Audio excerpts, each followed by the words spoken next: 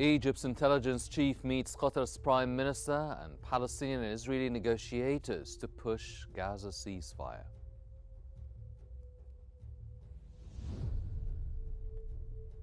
Iran accuses the IAEA of double standards and political bias.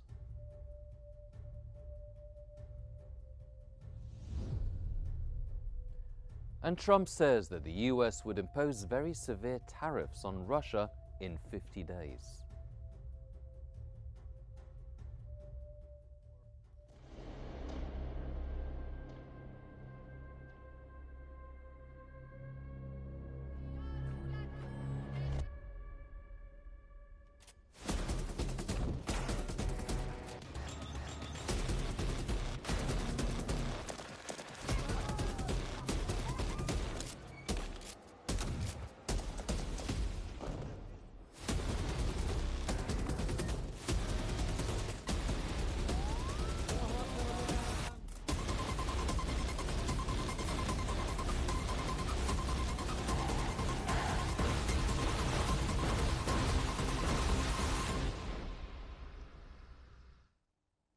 You're watching Q News at 8 with me, Henny Saif, and in the news today, Egypt's intelligence chief has met with Qatar's prime minister and negotiators from both Palestinian and Israeli sides to push for a Gaza ceasefire.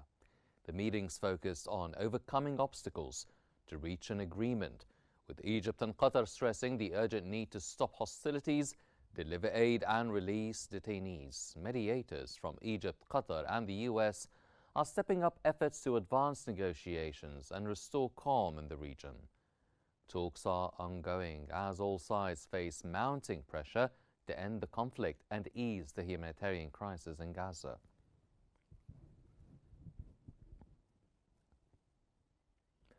Dozens of premature infants at Al-Shifa hospital in northern Gaza face life-threatening danger as critical fuel and electricity shortages cause vital medical equipment to fail. With ventilators and incubators shutting down, the baby's survival depends on constant power and oxygen, now unavailable. Lack of fuel forced medical staff to use makeshift methods like sharing incubators or manual warming, inadequate for fragile preterm infants. The Gaza Health Ministry warns the fuel blockade is crippling healthcare, turning hospitals into silent graveyards. Families plead for urgent fuel supplies to save vulnerable newborns before more lives are lost.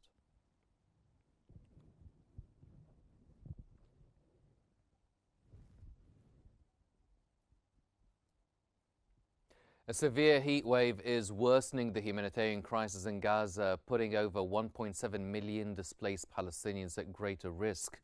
Medical workers report deteriorating conditions in overcrowded tents, with patients enduring extreme heat and critical shortages of painkillers and supplies. Wounded residents describe unbearable pain and an impossible recovery environment. Many struggle without fans or proper shelter, as doctors warn burn injuries and chronic conditions demand care that the strained health system can no longer provide. The heat has turned Gaza's makeshift camps into a dangerous ordeal for thousands.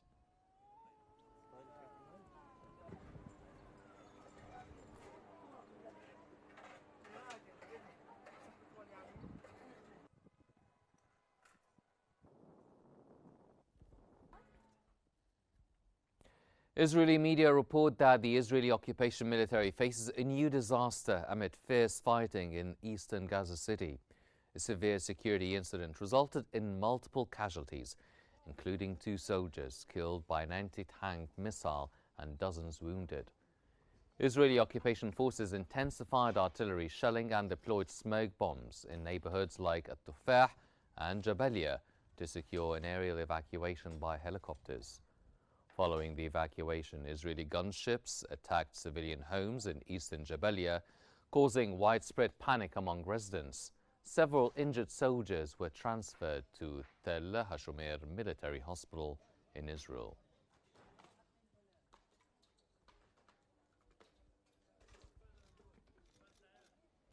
Israeli media has reported that the Israeli occupation army activated the secret Hannibal Protocol during clashes east of Gaza after Palestinian factions attempted to capture a soldier who was later found dead. This protocol permits the army to strike locations of captured soldiers, even at the risk of killing them, to prevent their capture. The army evacuated soldiers from Gaza to an Israeli occupation military hospital amid intense fighting that left one Israeli soldier dead and 3 seriously wounded, reflecting escalating violence in the region.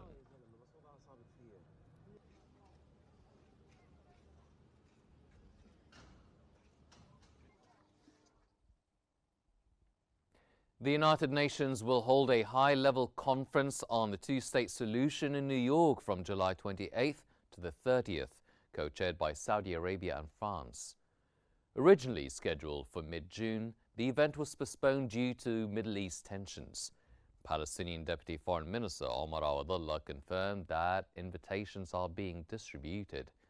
The conference aims to establish practical foundations for implementing the two-state solution and securing international recognition of Palestine as a sovereign state, marking a critical step towards lasting peace.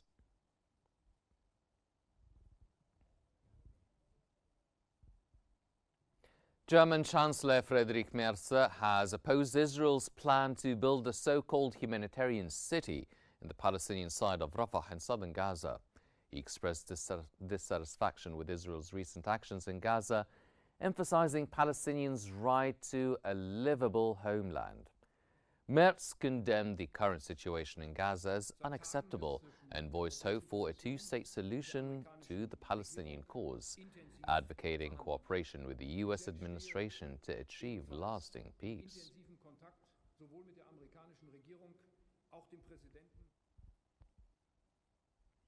And to shed more light on the story, we move to Mona Msulhi in our newsroom. Mona. Thank you so much, Hani. And for further analysis, we're joined from Cairo by Al-Ahram newspaper managing editor Ashraf Al-Ashri. Good afternoon to you, or good evening to you, sir, and welcome to Qnews. Let me here start by asking you about the main obstacles preventing a Gaza ceasefire agreement from taking place despite the intense mediation efforts by Egypt, Qatar, and the United States.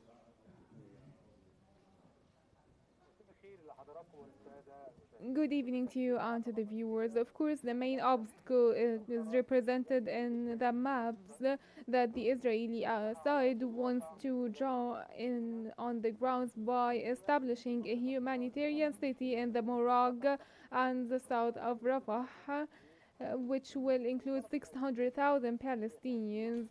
The purpose of this city is to displace the Palestinians later on. This is completely rejected by the Palestinian resistance and Hamas, as they rejected the Israeli existence inside the Gaza Strip, and they insist to have the full Israeli withdrawal from the Gaza Strip so that we can have a deal in accordance with the time frame agreed upon during the negotiations in Doha during the past few weeks and during the meetings of President Trump and Netanyahu in the White House last week. And therefore there are efforts being exerted to convince Israel of changing the maps and setting a new schedule for the Israeli troops withdrawal. The Egyptian delegations is running negotiations and talks with the US and Doha and Israel so far to save the negotiations. Now, from your point of view, what could be the implications of Israel reportedly activating the Hannibal Protocol? And how would that reflect on any future negotiations or military tactics on the ground?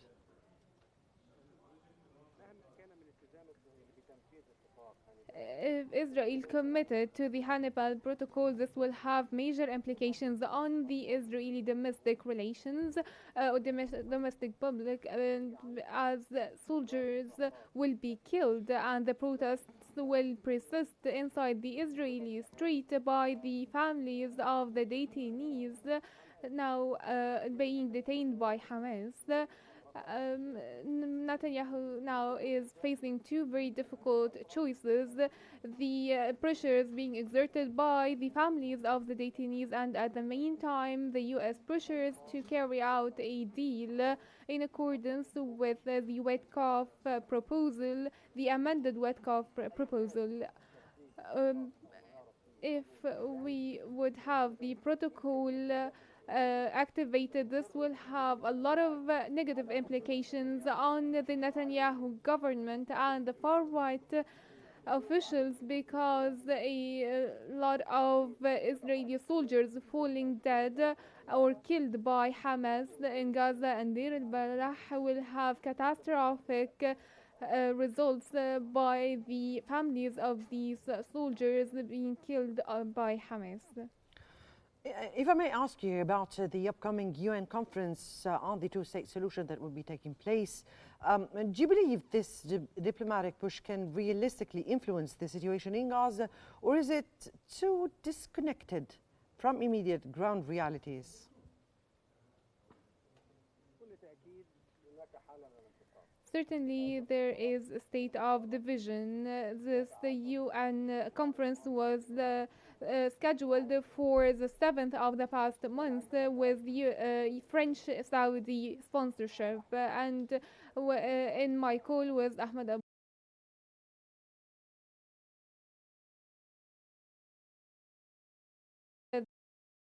said that there are US-Israeli pressures on the United Nations and on France being exerted not to have the conference till the end of this month, and he sees that there is a difficulty regarding the detainee exchange deal, in addition to the Israeli pressures on different states so that they would not give their recognition on the two-state solution.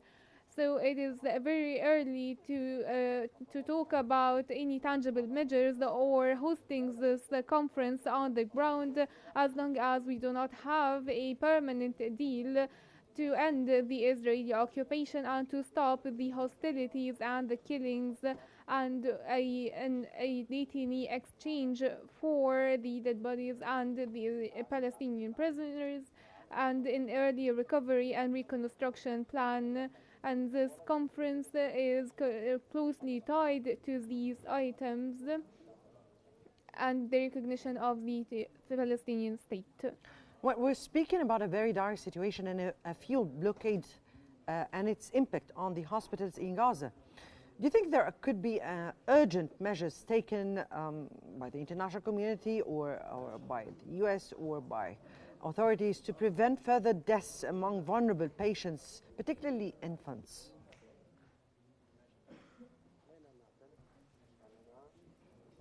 We need to acknowledge that the international community completely 100% failed to stop the massacre and to save the lives of Palestinians who are being killed. Around 100 to 120 people killed every day due to the genocidal war. And there are some efforts that might be promising, which is the last agreement between the European Union and Israel by the end of last week to allow a humanitarian aid, food and medical supplies in exchange for the European Union not imposing punitive sanctions on Israel or to freeze the economic agreement. There are talks for more humanitarian aids with cooperation with the United Nations and the global organizations UNRWA and the Palestinian Red Crescent. If these efforts succeed by the European Union, there will be a state of Israeli acceptance to a deal, which will indicate that with the ongoing negotiations in Doha, there will be a potential for a permanent lasting deal in 2 days.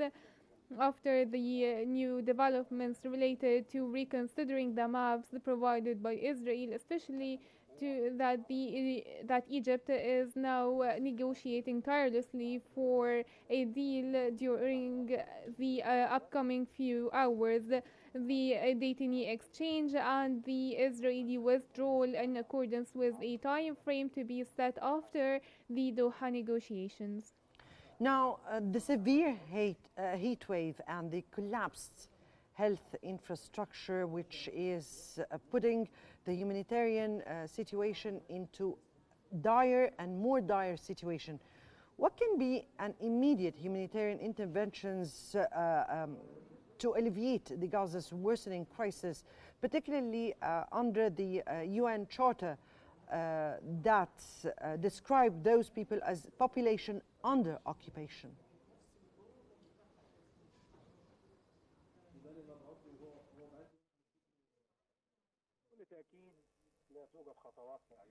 Certainly, there has been no real tangible measures after 100 days of the resumptions of the genocidal operations after the 18th of March.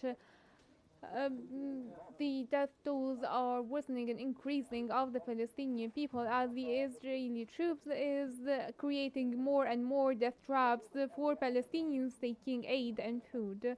There is only one promise: to have a U.S. intervention and for the European Union to work with the United Nations and the Arab partners to stop the fight and the hostilities, and to allow a certain number of humanitarian aid trucks, fuel and food and medical supplies, as well as for pharmaceutical.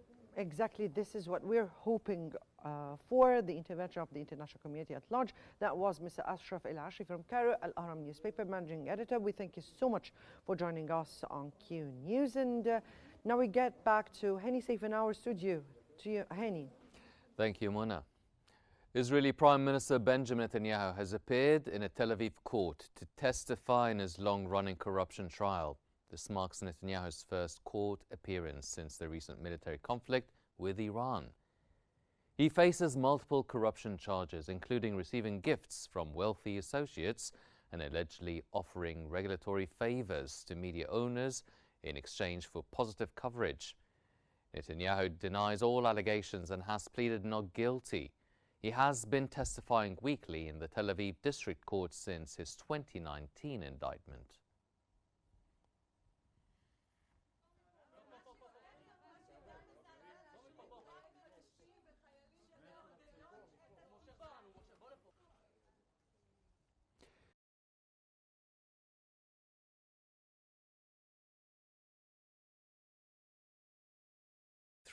According to Gaza's health authorities. In the past 24 hours alone, Israeli military operations killed 139 people and injured 425, including 28 civilians waiting for aid. Israel also launched airstrikes on a market in Gaza City and a water point in Nusayrat refugee camp, killing at least 22, among them children. Since March 18th, when Israel resumed major operations, more than 7,400 have been killed.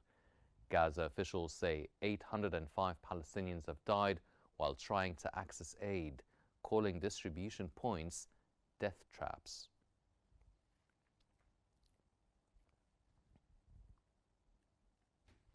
Moving on to Egypt, where Egyptian Foreign Minister Badr Abdulati has stressed that water security is an existential issue for Egypt, highlighting its centrality to national interests and political leadership.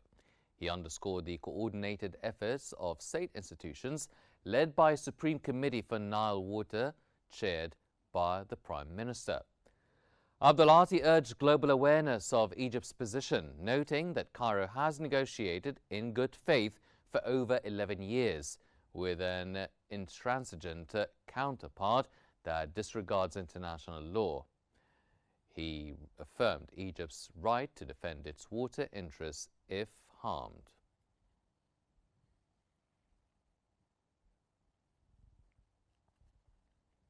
In Syria, the Syrian Defense Ministry has reported casualties among its forces while trying to halt clashes and protect civilians in Aswaid villages amid ongoing fights between local factions and external armed groups. Institutional voids worsened chaos and hindered official security interventions. Coordinating with the Interior Ministry, specialized military units were deployed to affected areas to secure safe passages and swiftly end clashes. The ministry urged all parties to cooperate, exercise restraint, and emphasized that restoring security is a shared responsibility, pledging full support for initiatives promoting peace and citizenship.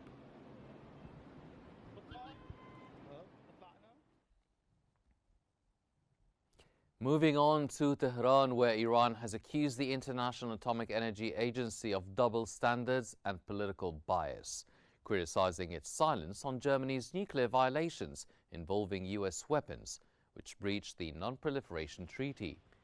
Iranian Foreign Ministry spokesman Ismail Baghei condemned the snapback sanctions mechanism as legally and morally baseless, exploited unfairly.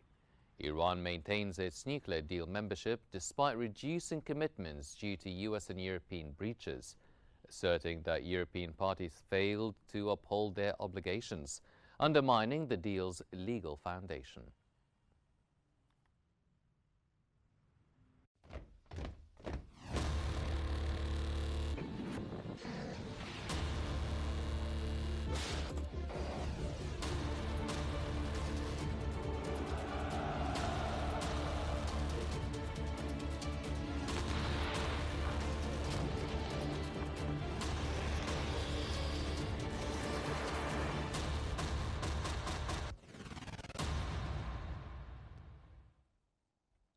U.S. Special Envoy Keith Kellogg has arrived in Kiev following U.S. President Donald Trump's announcement of new Patriot air defense system shipments to Ukraine. The Ukrainian presidential office chief welcomed Kellogg's visit, endorsing Trump's peace through strength approach. Since the February 2022 conflict outbreak, fighting has persisted over 5 Russian-controlled regions. Despite ongoing hostilities, limited progress includes detainee exchanges and planned negotiations. Ukrainian and American officials continue urging Trump to impose tougher sanctions on Russia amid stalled diplomatic efforts to end the conflict. We are thankful to President Trump for his all messages and very strong. U.S. President Donald Trump has announced a new plan to arm Ukraine with offensive weapons, including long-range missiles capable of striking deep inside Russia, marking a major policy shift from his previous defensive-only stance. This move aims to alter the conflict's trajectory and pressure Russia's President Vladimir Putin towards a ceasefire. Frustrated by escalating Russian attacks and Putin's refusal to de-escalate, Trump's decision follows consultations with allies and Ukrainian President Volodymyr Zelensky. European nations will finance the advanced military equipment, including Patriot missile batteries, as part of this strategic support.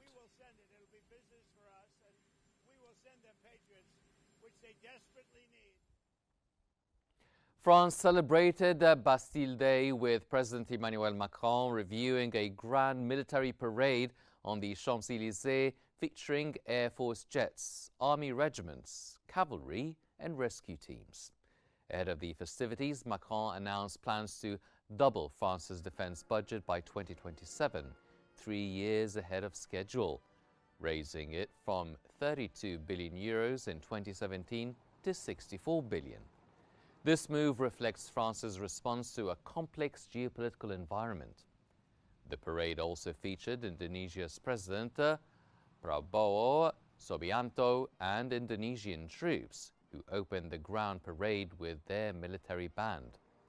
Bastille Day honors the 1789 storming of the Bastille prison, a pivotal moment in the French Revolution.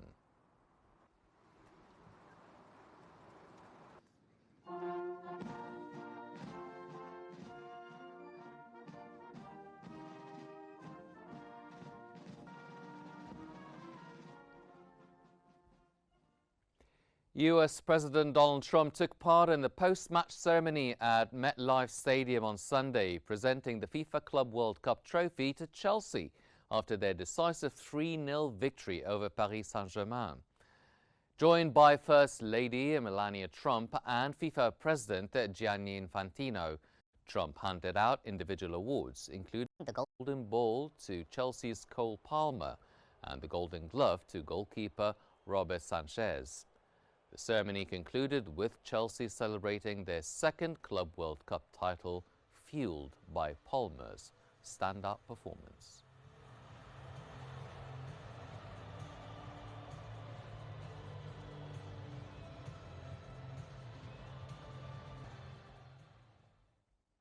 U.S. President Donald Trump has said that the United States would impose very severe tariffs on Russia in 50 days if there's no deal to stop the war in Ukraine. Trump stated that Russia's economy is going really bad and that President Putin must save his economy. Sitting side by side with NATO Secretary General Mark Rutte in the Oval Office, Trump told reporters that he is disappointed in Russian President Vladimir Putin. Trump also added that trade is great for settling wars. He noted that NATO members, not American taxpayers, would cover the costs of the weapons. Doesn't seem to get there. So based on that, we're going to be doing secondary tariffs if we don't have it. Freestyle chess has made its U.S. debut at Las Vegas Chessival, featuring NBA stars and world-renowned grandmasters competing side by side. The week-long event brings together basketball talents like former MVP Derrick Rose, two-time champion Rajon Rondo, and Charlotte Hornets forward Grant Williams, who teamed with chess legend Judith Polgar to win the head-and-hand final. NBA players control the pieces while taking verbal cues from grandmasters in this unique format.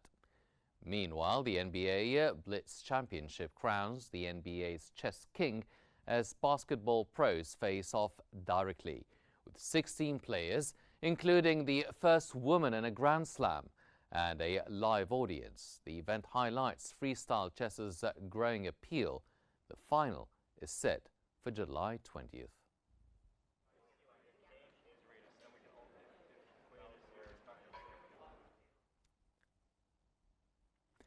The Dragon Bravo fire, sparked by lightning on July 4th, has spread rapidly on the Grand Canyon's north rim, growing to 5,000 acres with zero containment.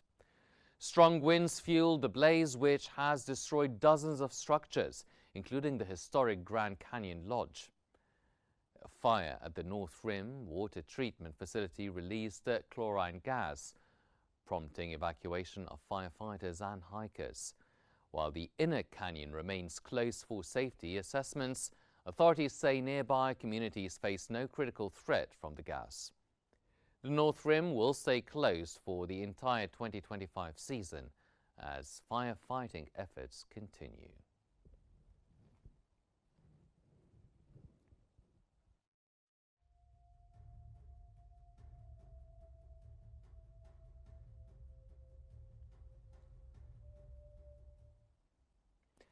A rare litter of Siberian tiger quadruplets received their first vaccination at Magdeburg Zoo in eastern Germany, marking their public debut nearly 2 months after birth.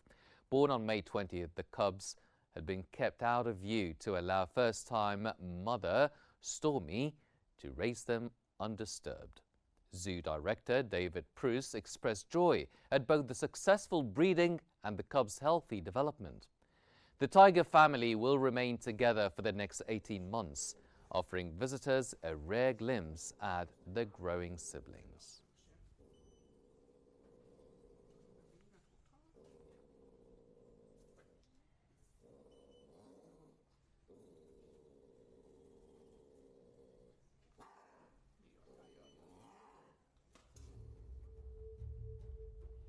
And by this family affair, we conclude our news for this bulletin. But here's a reminder of today's main stories.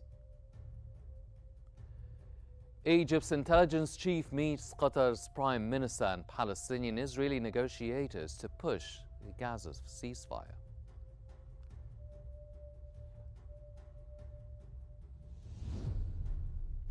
Iran accuses the IAEA of double standards and political bias.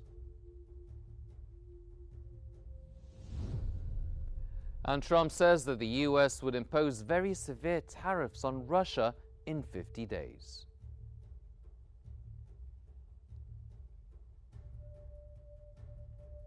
These are all the news we have for now, but please don't forget to follow Q News on YouTube, Facebook, X, Instagram and TikTok at QNewsEGY to stay informed. I'm Henny Safe. Thank you for watching and stay tuned for more updates here on Q News.